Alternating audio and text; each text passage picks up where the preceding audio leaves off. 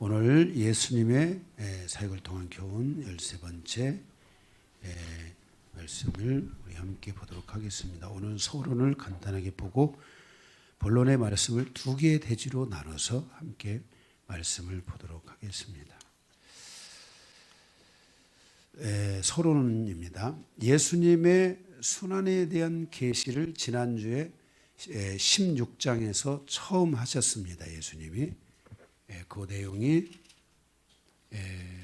마태복음 16장 21절에 기록되어 있습니다.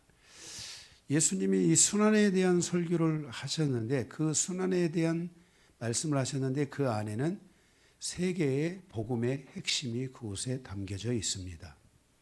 첫째는 인자가 많은 고난을 받고 그랬습니다.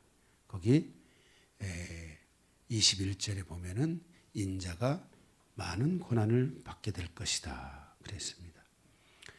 이 복음의 요소 중에 하나가 신앙생활을 처음 하게 되면 이 고난이라는 게 있습니다. 핍박, 고난, 어려움 이런 것들이 잠시 동안 올 수 있습니다. 그때 여러분들이 주춤하는 게 아니라 거기서 예수님을 더 견고하게 딱 잡아야 됩니다.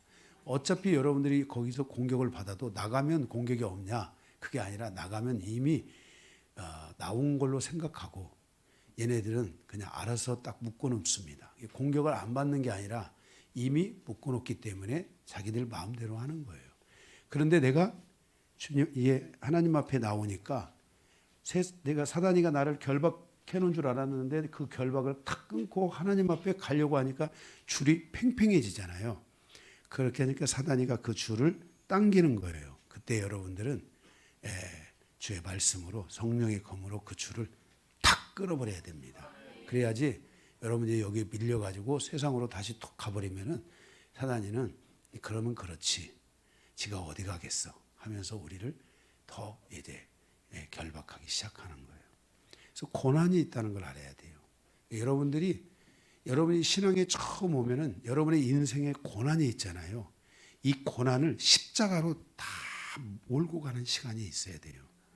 그래서 이 십자가를 빨리 만나는 성도가 이런 고난이나 이런 삶의 자기 인생의 그 고난이나 고통을 가장 빠르게 해결하는 방법이에요. 그래서 여러분들이 십자가에 집중된 교회를 나오면은 십자가에 집중된 삶을 통해서 십자가 앞에 가서 여러분의 모든 죄들을 토설해야 돼요. 여러분들이 이 십자가에 있잖아요. 십자가에 가면요. 여러분들이 여러분의 죄를 십자가에다가 못 박는 게 아니에요. 사실은. 이미 이 십자가에는 여러분의 모든 죄가 여기에 달려 있어요. 그래서 근데 그거를 내가 모르는 거예요. 십자가의 죄가 여기에 타닥타닥탁탁 내 죄가 타닥타닥 붙어 있는데 그걸 모르니까 교회 가서 말씀을 듣다 보니까 내 안에 이런 죄가 있구나라는 것을 깨닫고 십자가 앞에 가서 내가 예를 들어서 미워하는 죄를 못 박습니다.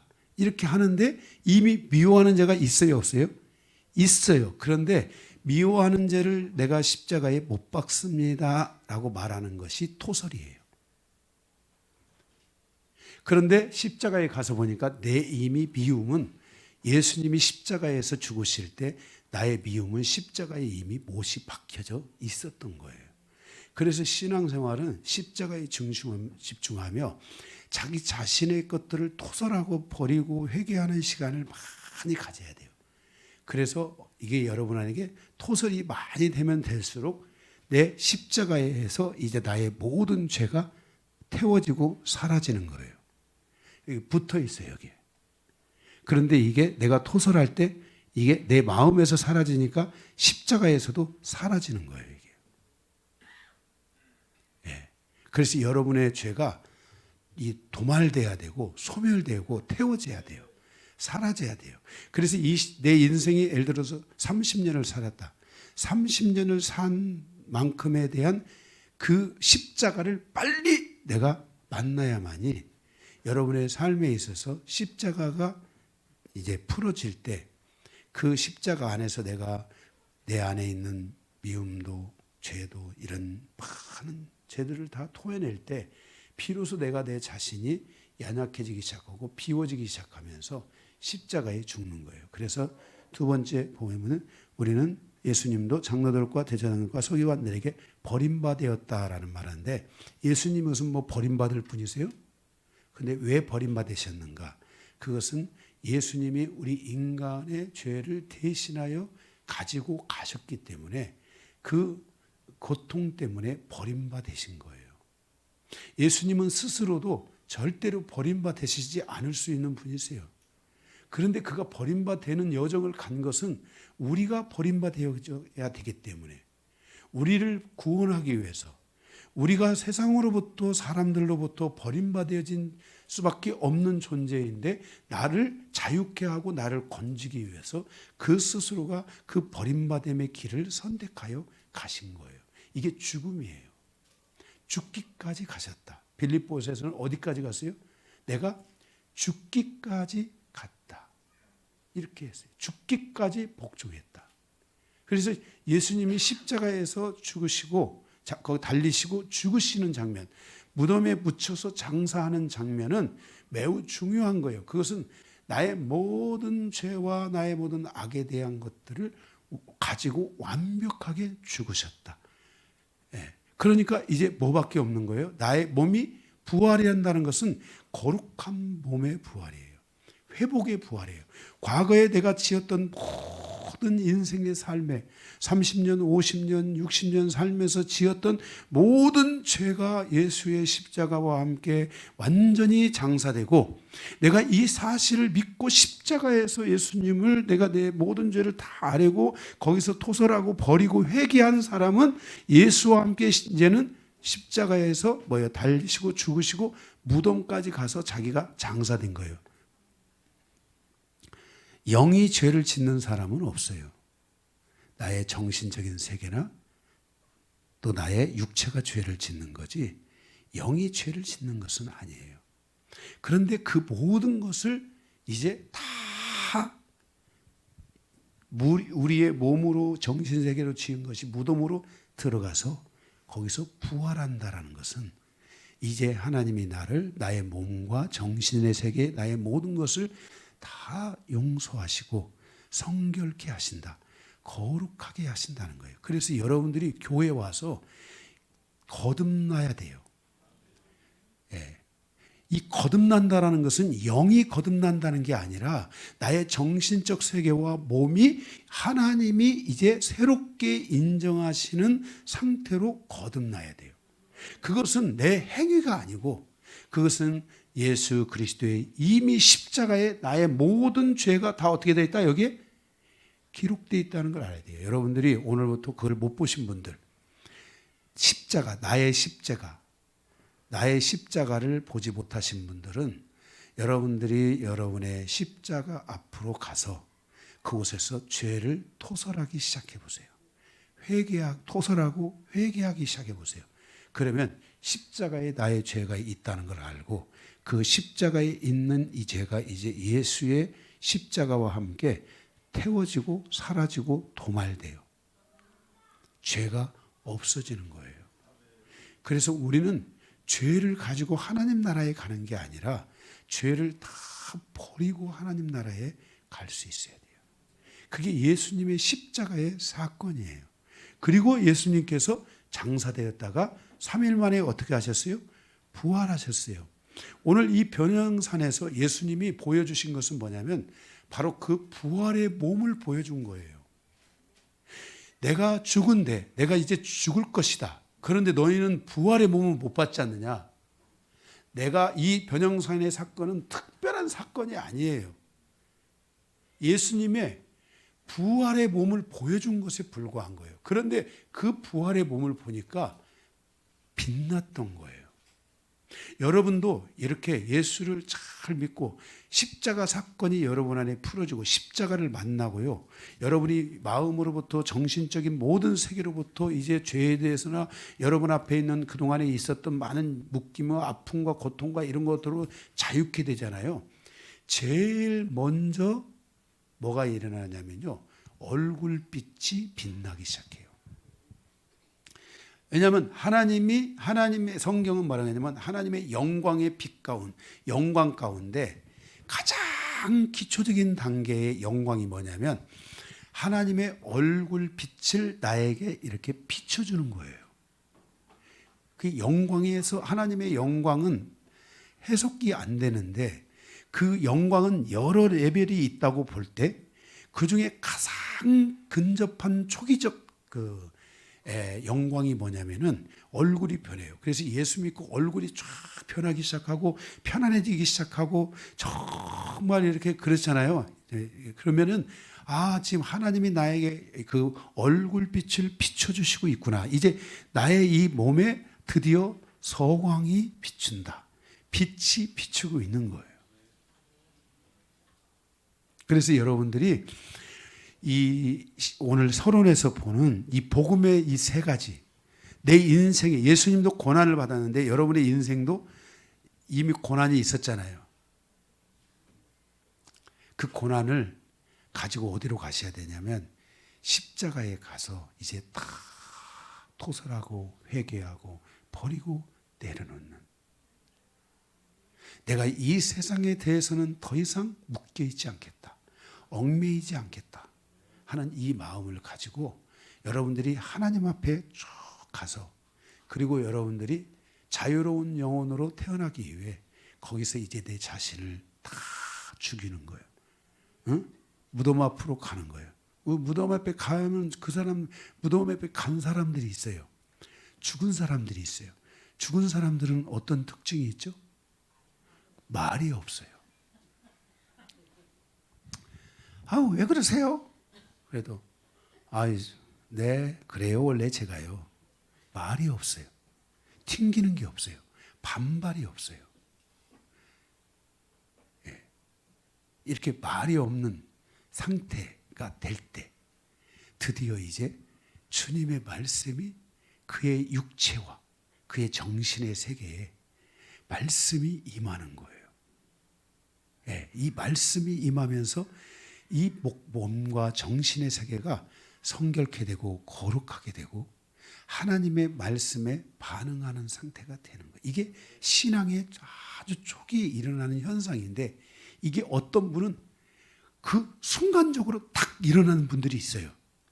예수 믿으면서 순간적으로 딱 일어나는데 이걸 유지를 해야 되는데 일주일을 안 가서 이거를 소멸하는 분들이 있고, 막 와서 막 그걸 어느 순간에 막 딱 경험했는데 그게 한 1년 가다가 또 서서히 소멸하는 분들이 있어요. 왜냐하면 이걸 소멸하지 않도록 계속 뭔가 이 나무가 이게 살려면 물을 갖다 뿌려줘야 돼요. 여러분들이 이 나무가 그냥 사는 것 같아도 그냥 사는 게 아니라 누가 와서 계속 여기다 물을 주고 있어요.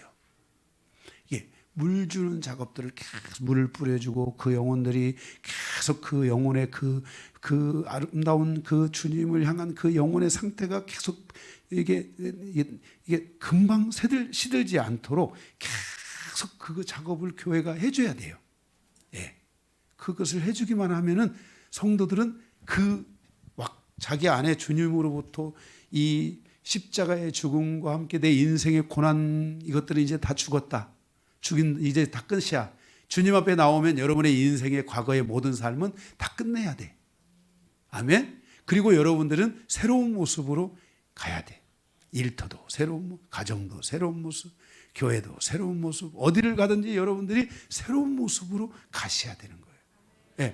이런 삶이 계속 되어질 수 있도록 교회는 여러분들의 삶에 물이 필요하다면 물을 줘야 되고, 에너지가 필요하다면 에너지를 주고, 계속 성도들이 그런 삶을 살아가도록 해야 되는 거예요. 그래서 우리 교회가 매일 모이는 이유가 시간이 있어서 모이는 게 아니야. 여러분도 시간 좀 나면 좀 가서, 저 봄에는 꽃구경도 하고 싶고 할 일도 많아, 다 집에서. 그렇죠?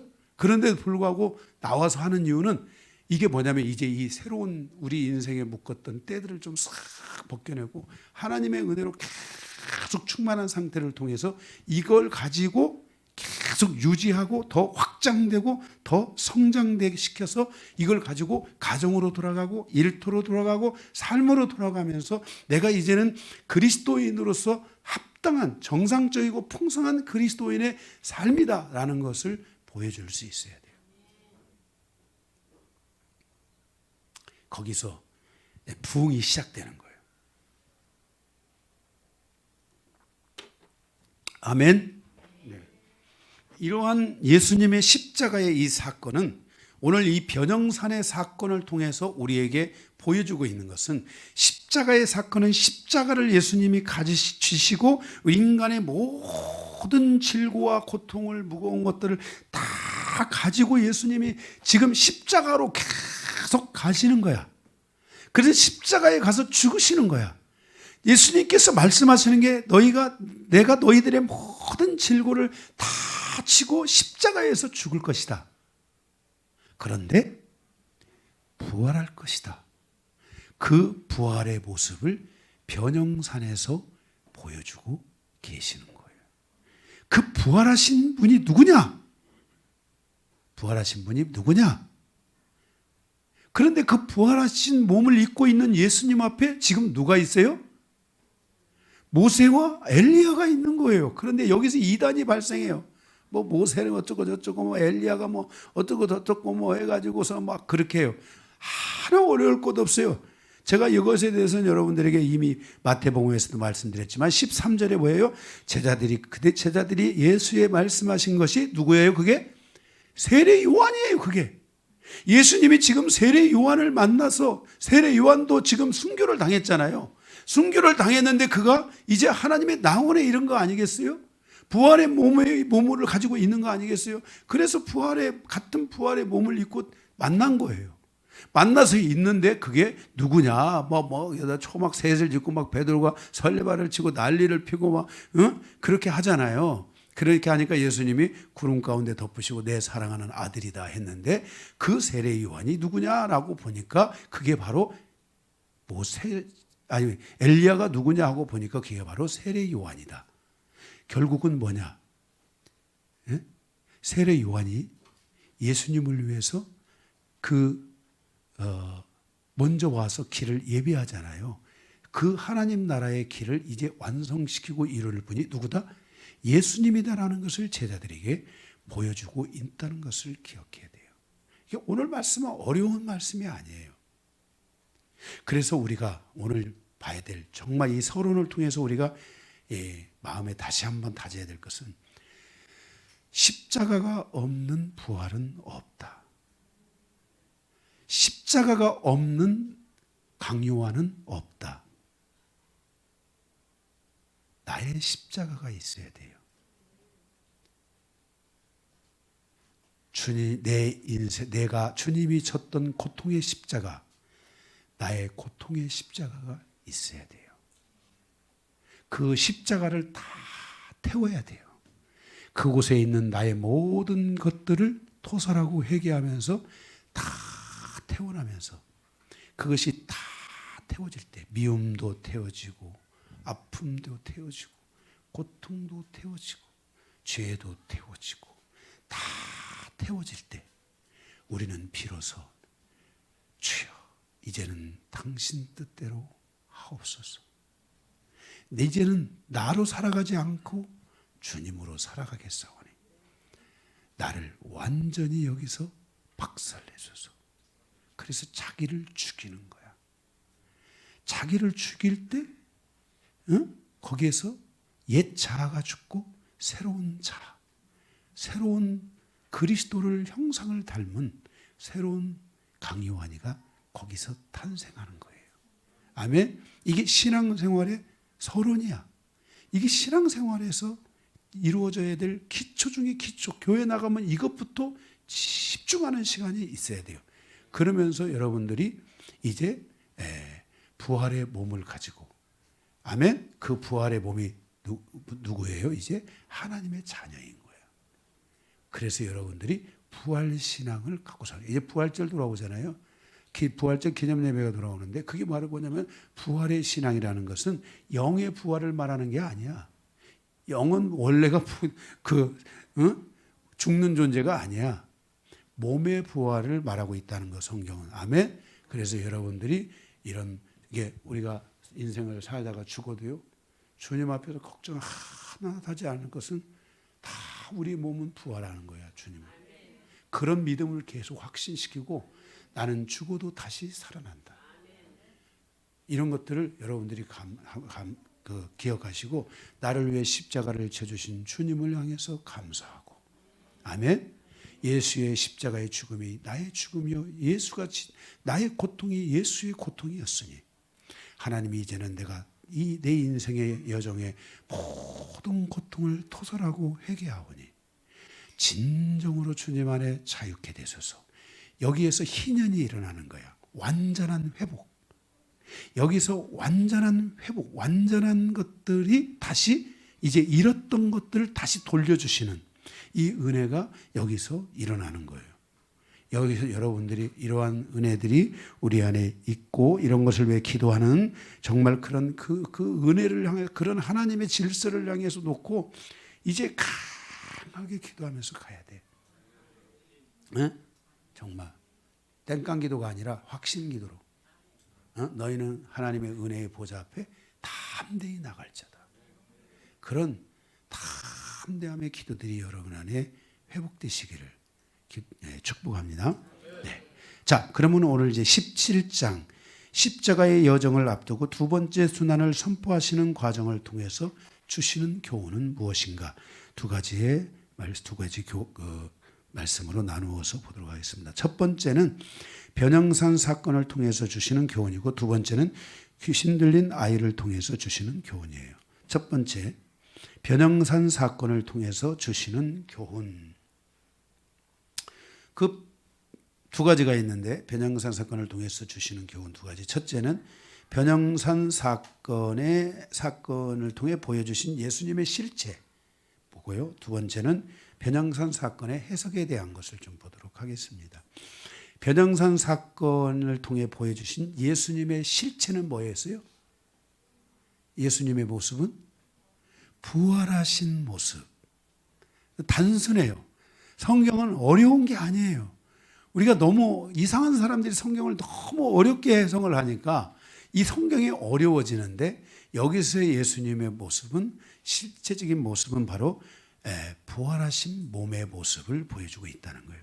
거기 모세와 엘리야가 나오죠. 이 모세와 엘리야의 그 질서를 따라서 예수님의 길을 예비한 사람이 누구예요? 세례 요한. 그러니까 여기서 지금 모세와 엘리야가 나오는데 이들은 누구를 가리키는 거예요? 세례 요한을 가리키는 거예요. 하나도 어렵지 않아요. 이게 뭐 요한계시록의 두 증인이다. 막 이런 해석을 해요. 그래서 모세는 누구고 엘리야는 누구냐. 이렇게 성경을 해석하니까 성경이 막 복잡해지고 어려워지고 거기다가 성경을 집어들려고 하니까 그게 들어갑니까? 여러분 여기다가 이 화분을 넣으면 이게 들어가겠어요? 여기다 이 화분을 넣으면 들어가겠냐고요? 예? 안 들어가요. 여기 있는 물 갖다가 살짝 화분에다 주면 화분이 잘 사는데 우리가 어렵게 볼 필요가 성경은 너무 어려운 거예요. 예수님께서도 그랬잖아요. 13절에 그제서야 제자들이 예수께서 말씀하신 것이 누구인 줄을 알았어요? 여기 답이 다 나왔어요. 세례 요한인 줄을 알았다는 거예요. 이게 쉬운 얘기를 모세가 무슨 뭐 요한계시록의 두 증인이다 뭐 해가지고 뭐 모세는 누구고 엘리야는 누구다 해가지고 막 거기에 대해서 맞추려고 하니까 성경이 막 뒤죽박죽 돼가지고 이거를 다 갖다가 여기다 안 되니까 이걸 갖다 여기다 둬야 되는데 안 되니까 이걸 어떻게 하냐면 즙을 내는 거야. 즙을 내가지고 엑기스를 여기다 담아가지고 이게 엑기스다.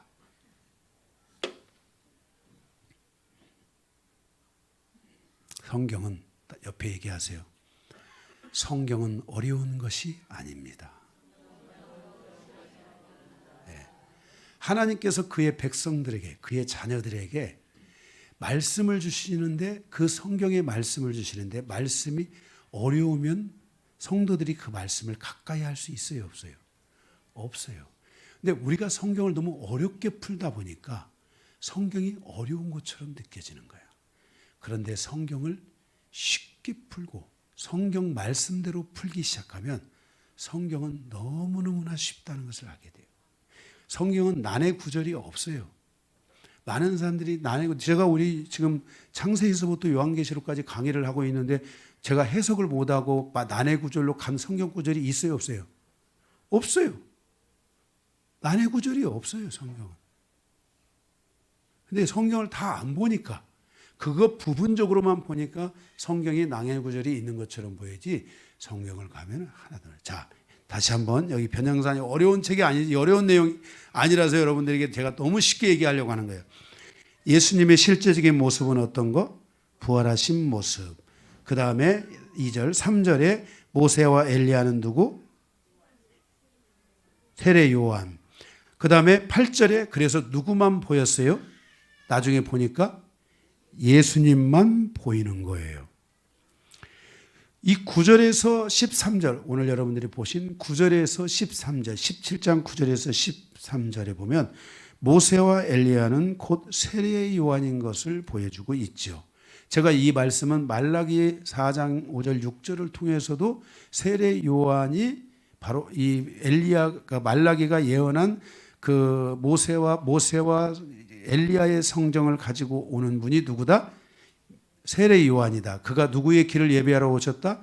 예수님의 길을 예비하러 6개월 먼저 오셨다 하는 말씀을 제가 마태복음에서 이미 강의를 했기 때문에 생각이 잘 안 나고 또 헷갈리시는 분은 저의 또 마태복음 1장부터 시작해서 쭉 같이 들으셔야 돼요. 듣다 보면 나와요, 그게. 참 어쨌든 우리 성도들에게 제가 이렇게 말씀을 잘 붙들고 살도록 안내를 해주고 있어요. 여러분 복 있는 분들이십니다. 아멘. 네, 모르시는 분들은 다시 보면 또 나와요. 모르는 것보다도 알고 쭉 찾아가면서 질서 있게 여러분들이 신앙생활을 하시면 좋을 것 같아요. 이것을 보여주신 것은, 다시 말해서 모세와 엘리야를 보여주신 것은 세례 요한의 순교와 함께 예수 그리스도는 메시아로 십자가에 죽으셔야 한다는 것을 말씀하여 주고 있어요. 그런데 세례 요한이 죽었잖아요. 죽었는데 지금 그가 살아있는 모습을 했어요. 부활의 몸을 입었어요. 그것처럼 예수님도 죽으시지만 부활의 몸을 입게 된다. 이 말은 너희들도 세례 요한과 같이 예수님과 같이 너희들 모두도 죽지만 결국 너희들은 부활의 몸을 입게 될 것이다. 봐라, 너희들이 나를 보는 이 부활의 몸이 얼마나 아름답고 얼마나 위대한 모습이냐. 그러니까 너희는 나의 죽음도 두려워하지 말고 너희들도 그 죽음을 두려워하지 말라. 그래서 예수님의 12 제자가 다 어떻게 죽었어요? 순교로 죽으신 거예요. 인도에 갔을 때 제가 그 마태라고 하는 사도의 순교지를 가봤거든요. 예. 그래서 복음을 전하다가 뒤에서 원주민들이 던진 창에 기도하다가 이렇게 기도하고 있는데 뒤에서 원주민들이 던진 창에 여기 뒤에가 여기 급소를 맞아가지고 마태 제자가 죽으셨어요. 그래서 인도에는 이렇게 정말 그 복음화가 되지 않은 정말 계급적인 이런 사회적인 그런 것도 힌두교나 이런 것들로 있는 곳도 있지만은 인도에 가면은 어마어마하게 복음화가 이루어진 지역도 있어요. 예. 그리고 그 지역은 인도로 말하면은 정말 좀 표현이 좀 이상하겠죠. 이런 신천지 같은 정말 다 마을들이 아름답게 가꿔져 있고 정말 이 축복을 받은 그런 도시들로 살아가는 지역들이 있어요. 인도에. 하나님의 복음이 들어간 곳에는 놀라운 역사들이 일어나는 거예요. 그래서 인도에 우리가 아는 썬다싱이라든지 이런 많은 그런 그 복음을 가지고 하나님의 나라를 증거한 사람들이 있는 거죠. 그죠? 물론 뭐 썬다싱 이런 분들이 뭐 여러 가지 그 안에 책의 내용에 보면은 약간 조금 판타지적인 것들도 있어요. 근데 좀 그런 것들은 여러분들이 좀 가려서 잘 보시면 돼요. 어쨌든 여러분들이 여기서 지금 여기서 9절에서 13절에 있는 이 말씀에서 세례 요한을 보여주고 있다는 것이고, 세례 요한이 순교를 당했는데 6개월 후에는 세례 요한이 죽은 뒤로부터 6개월 후에는 누가 이제 십자가에 죽으시는 거예요? 예수님이 죽으시는 거예요. 그것을 지금 이 순환에 대한 것을 말씀하시기 전에 그 광경을 보여주면서 결국 순환을 말씀하죠. 예수님이 십자가에 죽으실 것을 말씀하고 죽으신 다음에는 반드시 뭐가 일어난다? 부활이 일어난다라고 하는 것을 말씀하시면서 부활이 임한다라는 것을 말씀하시면서 12절에 예수께서 너희가 말한 엘리야가 이미 왔을 때 사람들이 알지 못하고 임의로 대화했도다. 인자도 그와 같이 그들에게 고난을 받으리라 하시니 그제서야 제자들이 예수께서 말씀하신 것이 세례 요한 줄을 아니라 하시면서 예수님께서 이제 뭐예요? 죽으실 것에 대한 것을 이 변형산의 사건을 통해서 예수님이 말씀해 주시는 거예요. 그러니까 나중에 보니까 누구밖에 안 모인 거예요, 이제요? 예수님만 그곳에 보이게 되는 것을 보게 돼요. 그러면서 변형산 사건이 끝나게 돼요. 두 번째, 변형산 사건에 대한 해석. 이 변형산 사건에서 가장 지금 핫하게 반응하고 있는 게 누구죠?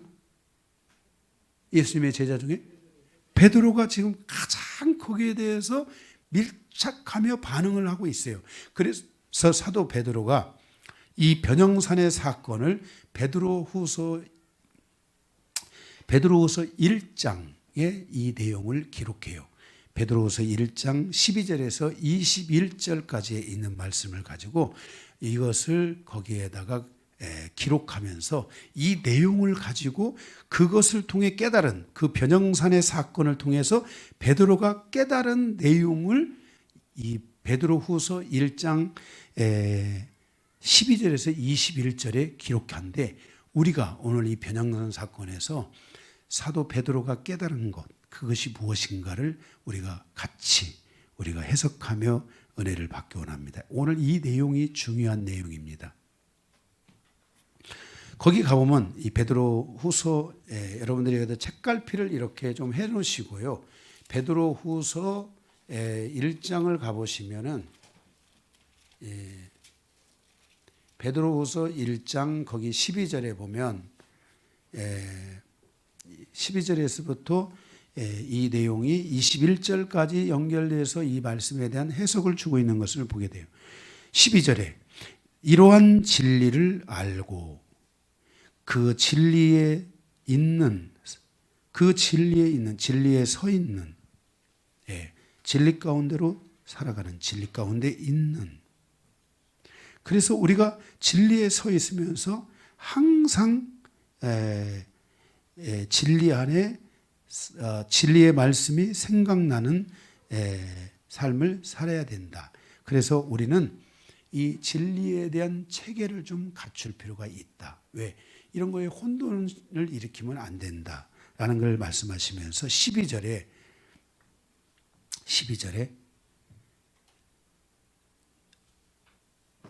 너희가 이것을 알고 이미 있는 진리에 서 있으나 내가 항상 너에게 생각나게 하려 하여 내가 이 장막에 있을 동안에 너희를 일깨워 생각나게 함이 옳은 줄로 여기느니라. 이는 우리 주 예수 그리스도께서 내게 지시하신 것 같이 나도 너희 장막을 벗어날 것이 임박할 줄을 아노라. 이런 것들을 그리스도께서 다 누구에게 알게 하신 거예요? 사도 베드로에게 알게 하셨다는 거예요. 그러니까 자신이 죽기 전에 예수님이 죽기 전에 이것을 누구에게 깨우쳐 주신 거예요? 베드로에게 깨우쳐 주신 거예요. 이것을 베드로에게 완전히 깨우쳐 주셔가지고 베드로가 이것을 생각나게 한 거예요. 그래서 그 생각나는 것을 여기에 지금 사도 베드로가 기록하고 있는데 그런데 거기 그 내용에 거기 기억하게 하는 것이 옳을 줄로 여기노니 그랬어요. 이 옳을 줄로 여긴다 이 말은 하나님의 명령을 지킬 줄로 안다라고 이렇게 베드로에게 가르친 거예요. 예수님이. 그 내용인데 그것은 뭐냐? 십자가를 통과하는 성도는 무엇을 깨달아야 하는가? 예요. 뭐라고요? 십자가를 통과하는 성도는 무엇을 깨달아야 하는가? 인생사의 여정에서 십자가를 통과한 성도가 온전한 믿음에 이르는 시간으로 가기 위해서 이 십자가를 통과하는 성도가 온전한 믿음에 이르는 시간으로 가기 위해서 가장 중요한 것이 무엇인가? 자, 여기 화이트보드 좀 가져오세요. 우리 성도들이 여기 말이 어려운가 봐. 지금 이게 지금 막 이게 지금 쥐가 나면 안 돼. 제가 쉽게. 자, 이게 어려운 게 아니에요. 여러분들이 십자가의 사건을 통해서 여러분이 믿음의 온전함으로 가는 시간이 있어져야 돼요. 그것을 설명해 주는 게 지금 이 변형산의 사건이고 베드로후서 1장의 말씀의 사건이라는 것을 알아야 돼요. 네. 주일날에도 드디어 이게 등장하네. 여러분들이 너무 어렵게 생각할까 봐. 자, 여기가 십자가의 사건이 있어요. 여기에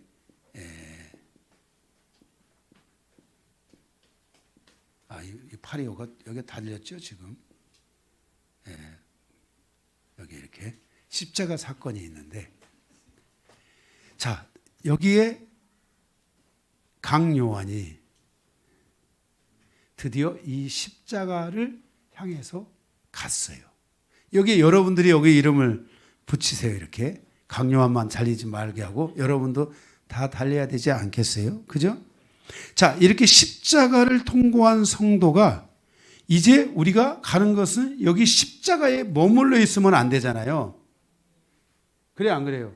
십자가에 머물러 있는 게 아니라 십자가를 통해서 뭐 해야 되냐면 이제는 우리가 믿음이라는 새로운 그 여정을 이제 가지고 계속 이렇게 가야 된단 말이에요. 그죠? 믿음의 여정을 이렇게 계속 가야 돼요. 그러면 이 과정에 이러한 과정으로 가는 데 있어서 정말 중요한 것이 무엇이냐? 이것을 지금 사도 베드로에게 예수님께서 가르쳐 주셨고 그것들을 사도 베드로가 예수님의 가르침을 생각하게 된 거예요. 그 내용을 여기에 지금 기록하고 있는 거예요. 그것은 뭐냐면은 이 십자가를 통과하면서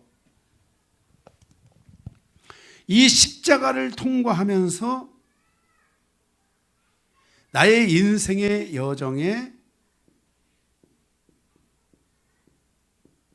어두움의 시간, 이 어두움의 시간에서 벗어나야 된다.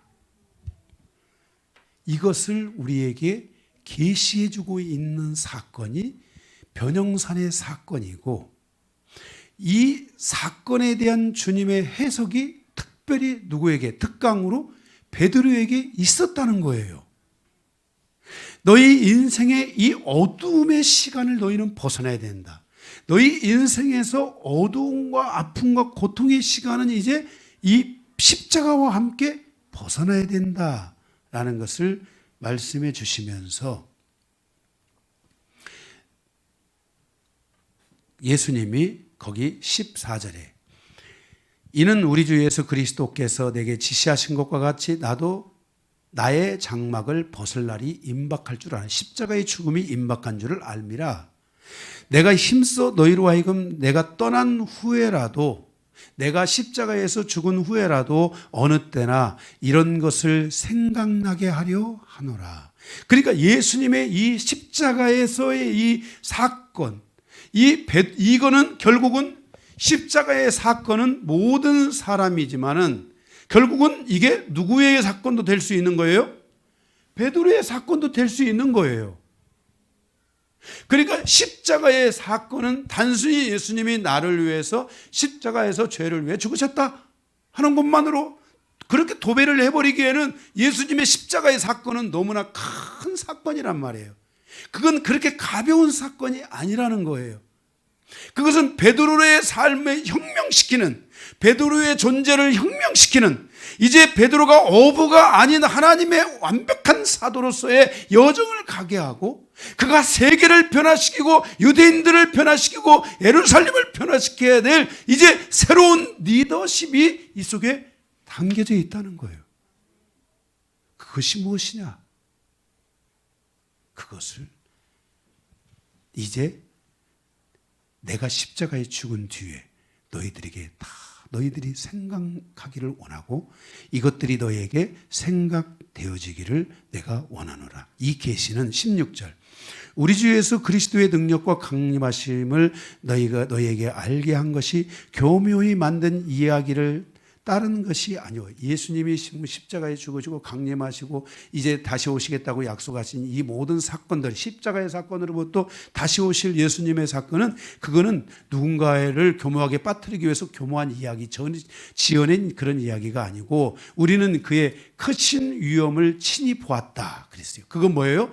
십자가의 사건 속에서 하나님이 하시는 놀라운 일들을 너희는 뭐 했다는 거예요? 친히 보았지 않느냐.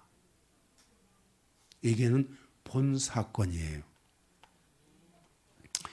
그러면서 17절에 지극히 큰 영광 중에서 이러한 소리가 그에게 나타나기를, 내 사랑하는 아들이요 내 기뻐하는 자라 하실 때 그가 아버지 하나님 아버지께 존귀와 영광을 받으셨느니라. 이 소리는 우리가 그와 함께 거룩한 산에 있을 때 하늘로부터 난 것들을 들은 것이라 그랬어요. 자, 이렇게 너희는 하나님의 큰 영광을 너희가 이곳에서 보았는데, 이 모든 사건까지가 일어나는 이 속에 담겨져 있는 하나님의 영광을 너희가 다 보았는데, 이 사건을 너희에게 보여준 것은 19절, 우리에게는 더 확실한 예언이 있어 어두운 데를 비치는 등불과 같이 날이 새어 샛별이 너희 마음에 또로 이르기까지 너희가 이것을 주의하는 것이니라 이랬어요. 이게 무슨 말이냐면요, 예수님의 이 사건에 대한 것들을 통해서 우리를 어둠에서 벗어나게 하는 시간들로 우리가 만들어 가야 되는데, 이 모든 것들을 가능케 하는 사건이 그 변형산에서는 베드로에게 있었지만, 이 사건보다도 더 중요한 것이 바로 뭐냐면은, 이 변형산의 사건은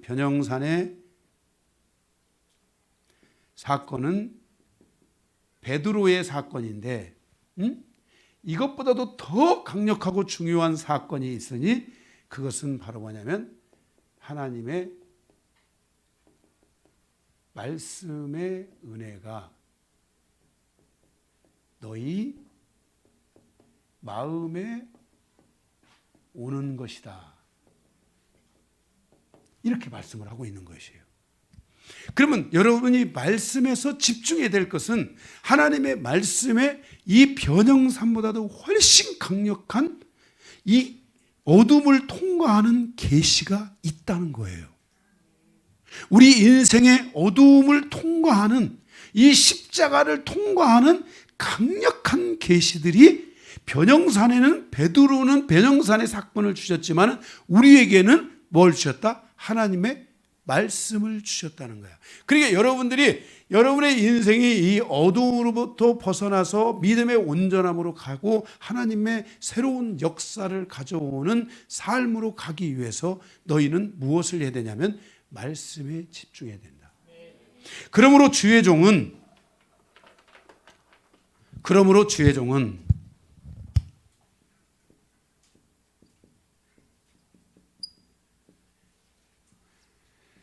말씀을 사사로이 해석하지 풀지 말라.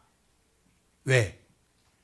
대충 풀어가지고는 성도들의 삶이 어둠에서, 십자가의 사건, 그것은 우리의 인생의 여정에 있어서 어둠에서 완전히 벗어나 이제 빛으로 가는 시간이에요. 예? 무슨 말인지 알겠어요? 이 터널을 지나서 이제는 빛으로 가는 시간이 돼야 되기 때문에 주의 종들은 말씀을 대충 해가지고 그냥 성도들, 십자가 있습니다, 여러분 회개하고 사십시오. 여러분 아직까지도 죄를 회개하지 않은 분은 회개하십시오. 예수의 피가 여러분의 죄를 모두 다 사했습니다. 그래요, 틀린 게 아닙니다.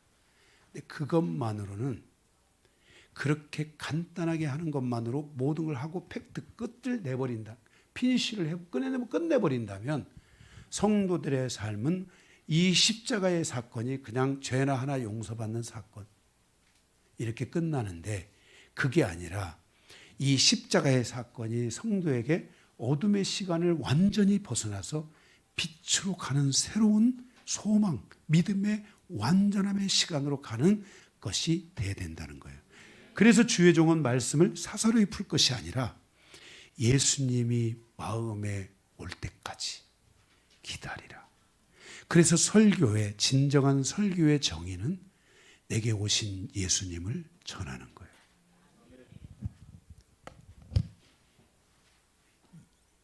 내게 오신 예수님, 그 예수님이 주시는 해석, 감동, 감흥을 문자적으로 그것을 성도들에게 전하여 주는 것이어야 돼요. 그래서 이런 하나님이 이 예수님이 주시는 이런 말씀이 계속 들으면서 내가 지진이 일어나야 돼요. 내 안에 막 어둠들이 들썩들썩하고 내 안에 있는 존재하는 그런 아픔과 고통과 미움과 그렇게 세상의 시스템으로 세상의 방식으로 살았던 것들이 내 안에서 막 그것이 드디어 막 다 공중 분양되시 막 다 축축축축축 다 올라와서 막 떠서 돌아다녀야 돼요. 그리고는 기도를 통해서 그것들을 토설해서 다 태워버려야 돼요. 아멘?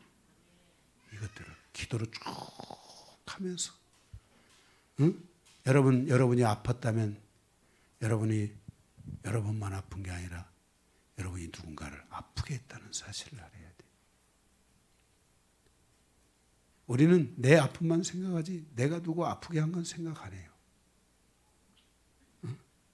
제가 요 며칠 전에도 뚱뚱한 여자 사건을 얘기했지만 그 뚱뚱한 그분 얼마나 스트레스 받고 정말 힘들었겠어요. 내가 뭐 밥을 내서 사준 적이 있어요. 뭐 만나가지고 차라도 한 잔 마신 적이 있어요. 생뚱맞게 지가 좀 화난다고 나한테 그렇게 했으니 얼마나 자기가 화났겠어요. 거기다가 자기 또 어깨로 가서 툭 친다고 달라졌는데 내가 잽싸게 피해버려가지고 자기 벽에다 또 부딪혀가지고 까지고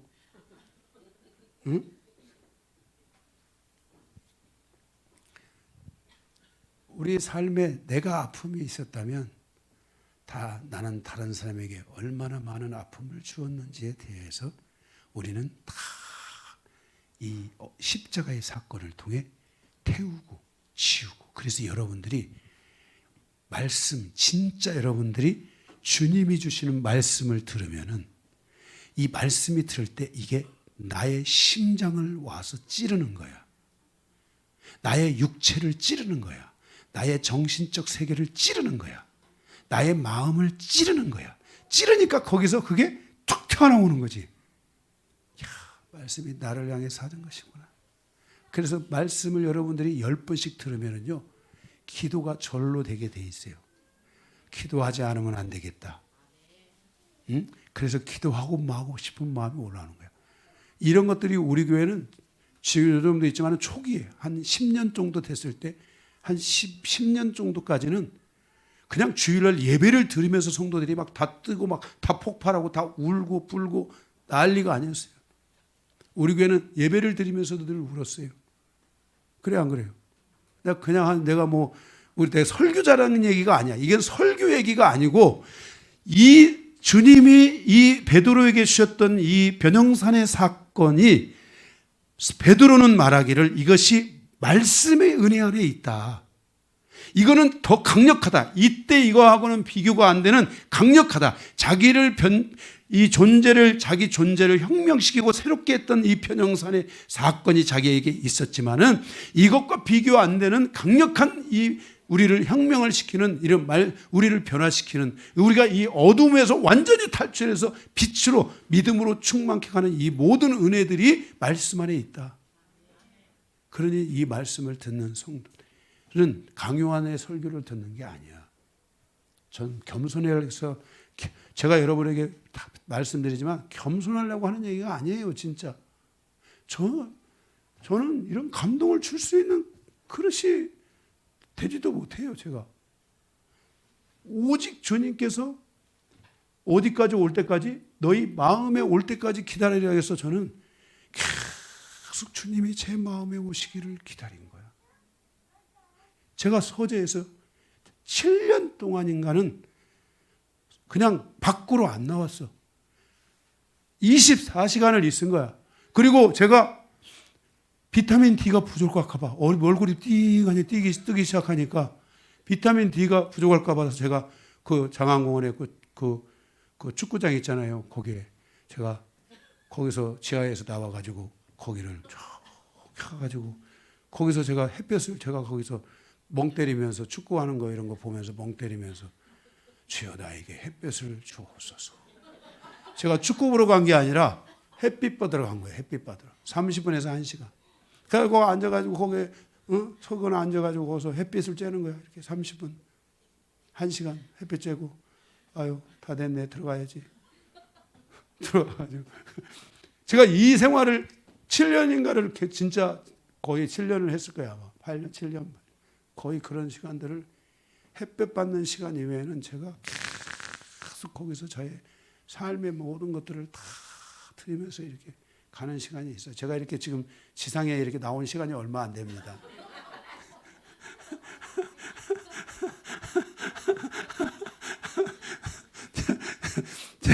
지상에 나온 시간이 정말 얼마 안 되는.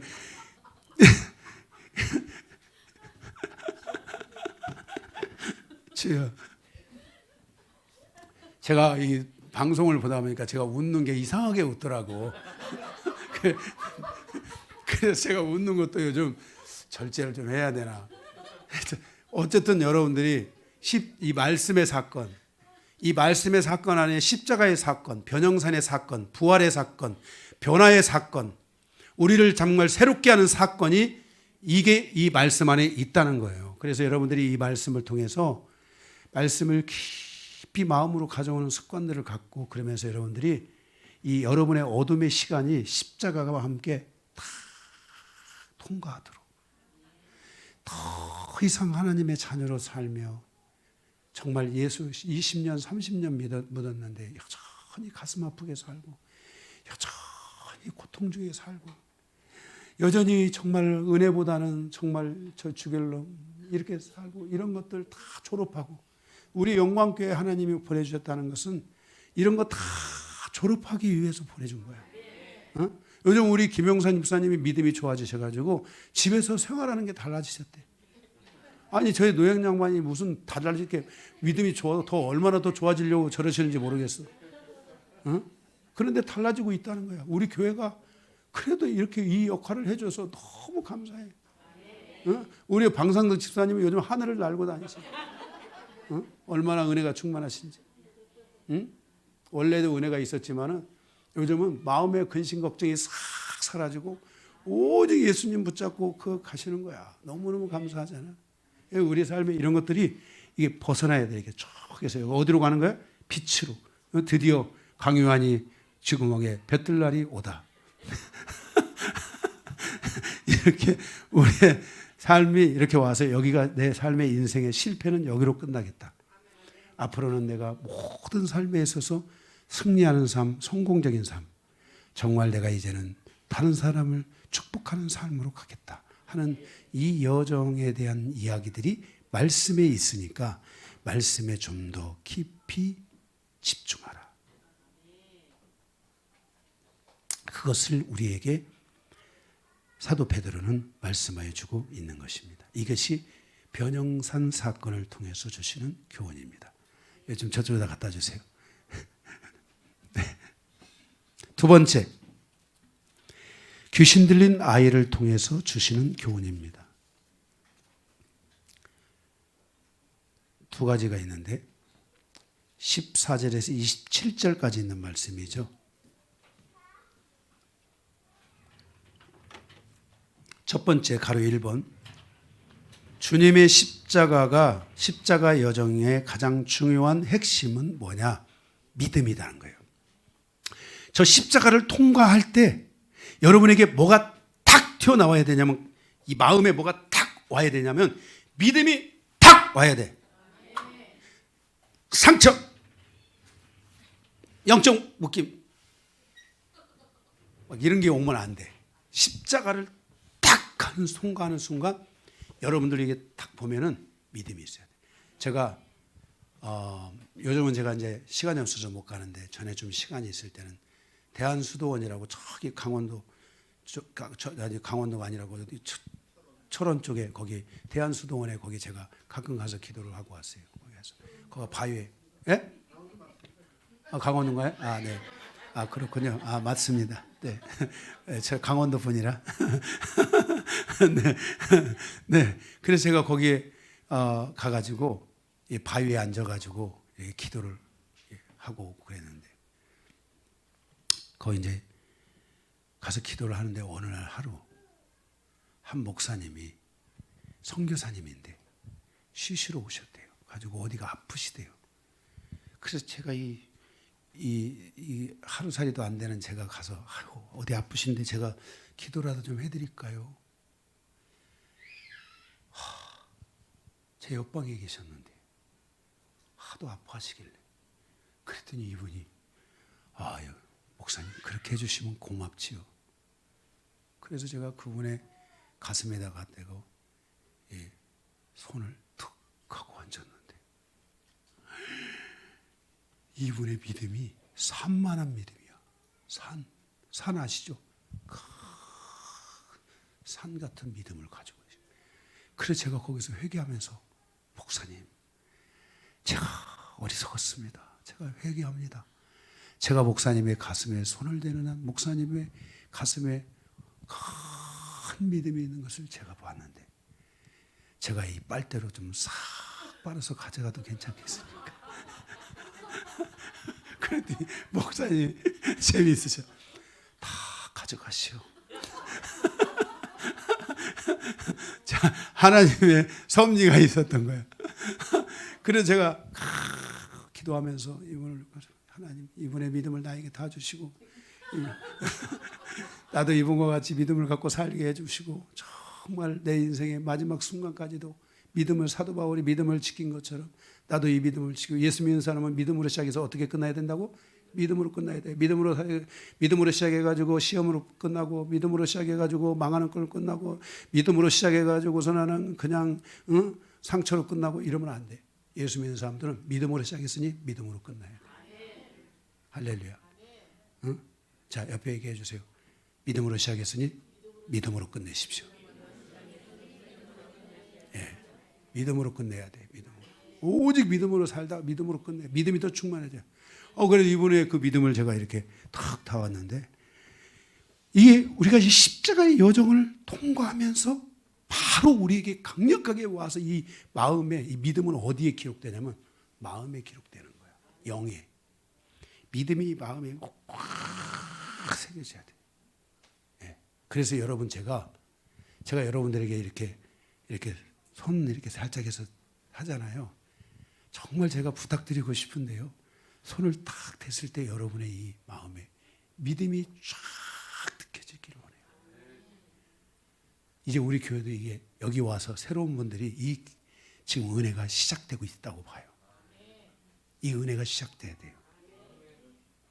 요즘 믿음이 손을 탁 걸면 믿음이 탁 되니까 그 믿음이 오면 제가 무엇이든지 하나님께 계속 기도하면서 할 수가 있어요. 여러분들에게 이 믿음이 강력한 믿음들이 여러분의 마음에 오기를 바랍니다. 십자가의 여정을 통과한 사람에게 뭐가 있어야 된다? 믿음이 있어야 된다. 22절 23절 주님의 순환에 대해서 설명하시죠. 거기 십자가에서 다시 마태복음으로 돌아오면은 거기 예수님께서 이 17장 23절에 주님이 십자가에 죽으실 것을 두 번째 말씀하시는데 그렇게 두 번째 말씀을 하시고 나서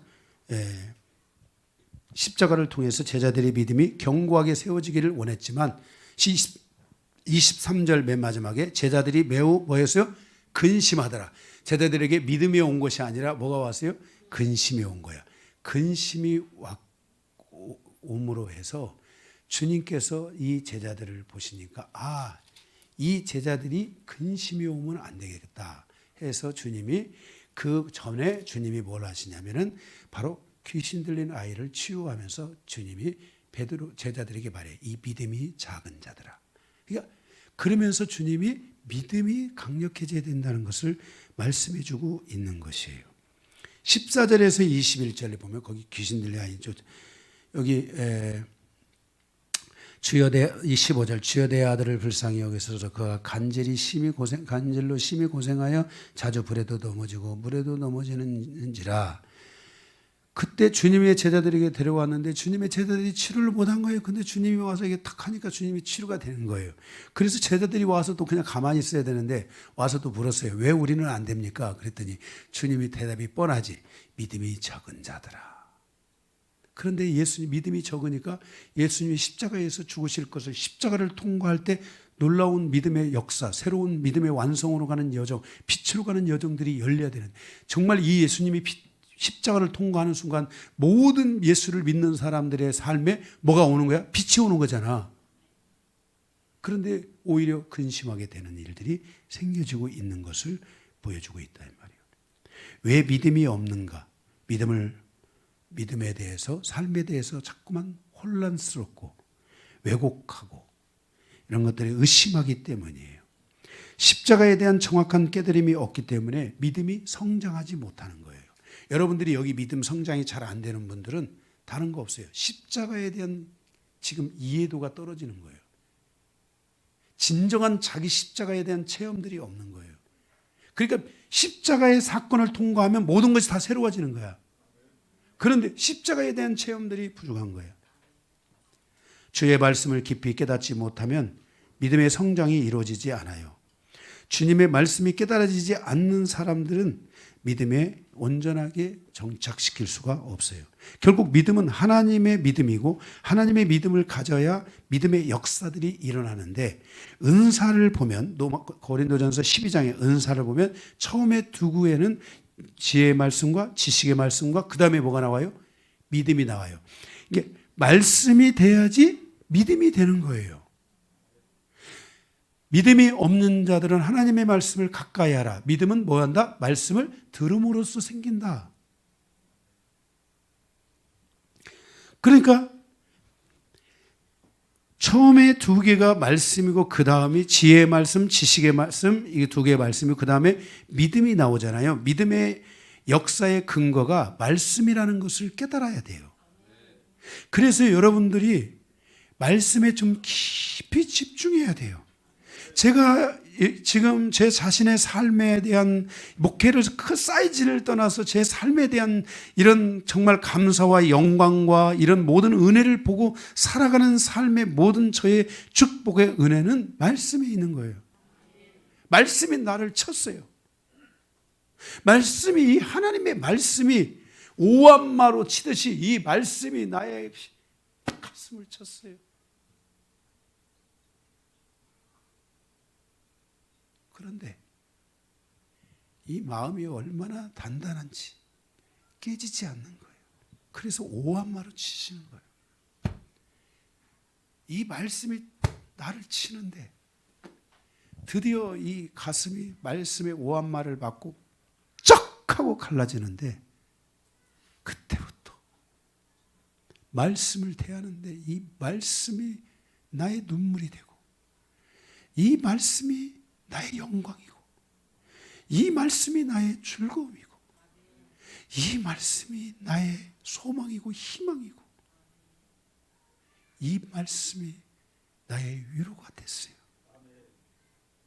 저는 지금도 말씀을 대하는 나의 모습은 위로고 영광이고 은혜예요. 저는 이 말씀을 오늘 또 설교하면서 제 마음은, 하나님의 말씀을 제하는 저의 마음은 울어요. 춤을 춰요.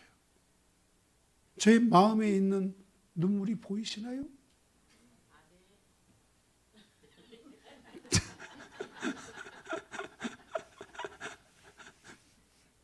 전 울고 있어요. 말씀 앞에. 너무나 감동적이라. 왜냐하면 이게 왜 감동이냐? 내 눈에 비춰진 감동이 아니에요. 그것은 내 마음이 느끼는 감동, 내 마음에서 오는 은총이기 때문에, 내 마음의 자유이기 때문에, 나를 새롭게 하기 때문에, 나를 이기게 하기 때문에 이 감동을 견딜 수가 없어요. 말씀이 나의 심령을 찔러야 되는데, 말씀이 생각 속에서 빙빙 돌면 안 돼요. 돌다 사라지고 말씀이 생각에서 도는 사람은 저 문을 나가면서 싹 연기처럼 사라져요.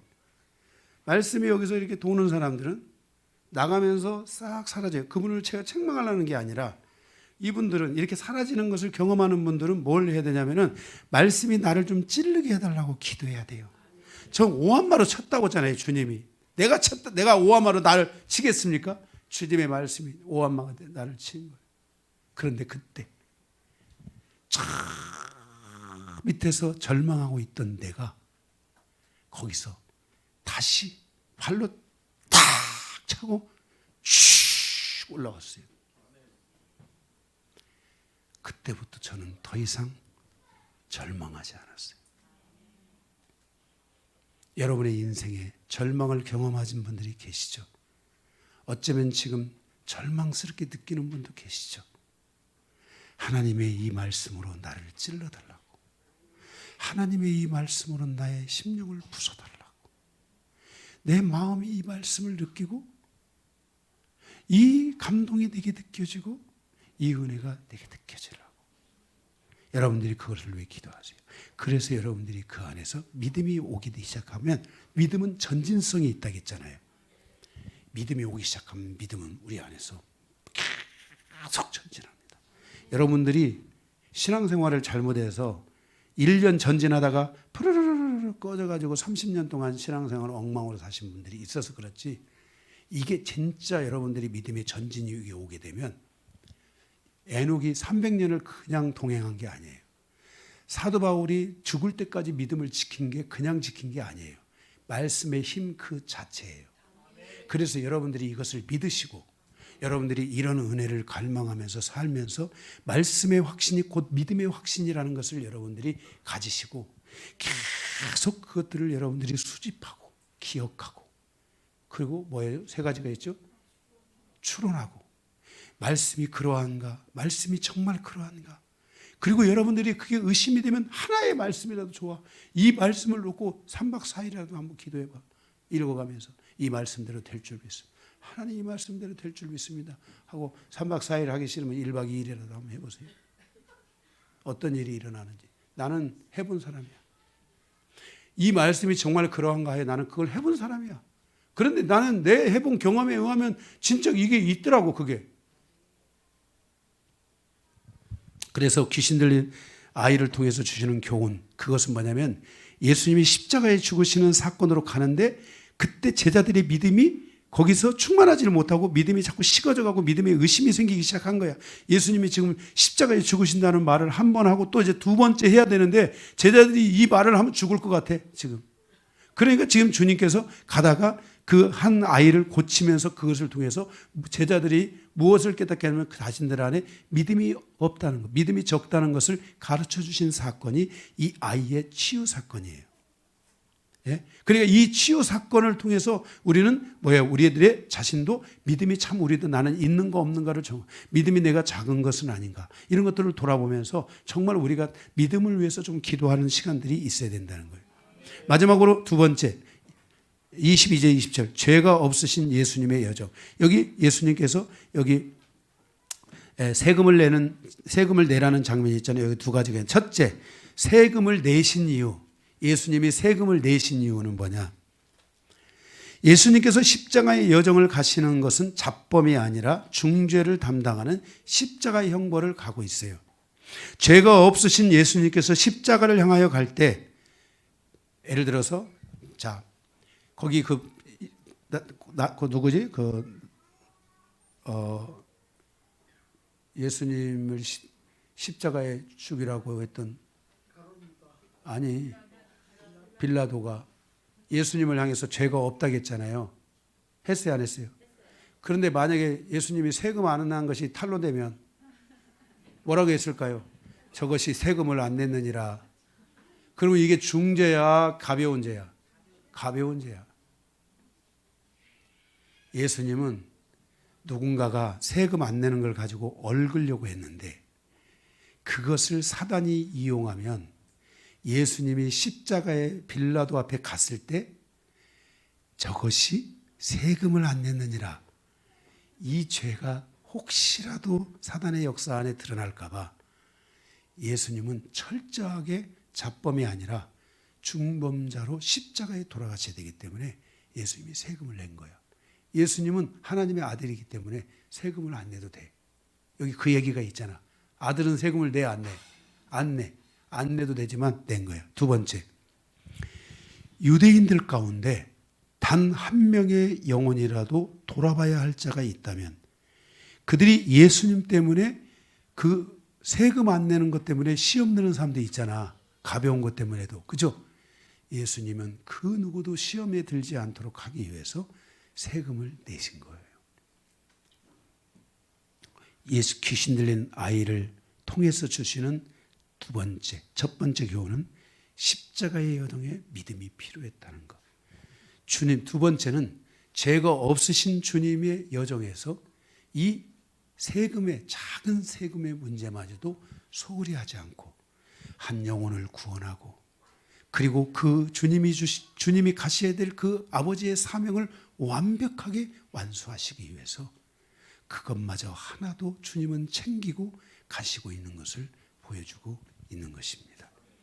예수님은 이제 십자가의 여정을 향해 한 발 한 발 다가가고 있습니다. 우리는 이 마태복음의 예수님의 이 여정을 통해서 지금 나에게 주시는 가르침과 교훈이 무엇인지를 돌아보고 주님의 십자가의 여정이 나의 여정이 되며 주님의 십자가의 그 여정을 통과하고 부활의 영광에 이른 그 영광이 나의 영광이 되기를 원하고 이 땅에 우리를 위해 중보하고 있고 우리를 위해 축복하며 우리에게 하나님의 거룩한 말씀을 주신 하나님의 이 축복의 은총이 나의 축복의 은총이 되는 역사가 있기를 주님의 이름으로 축복합니다. 말씀을 마치겠습니다.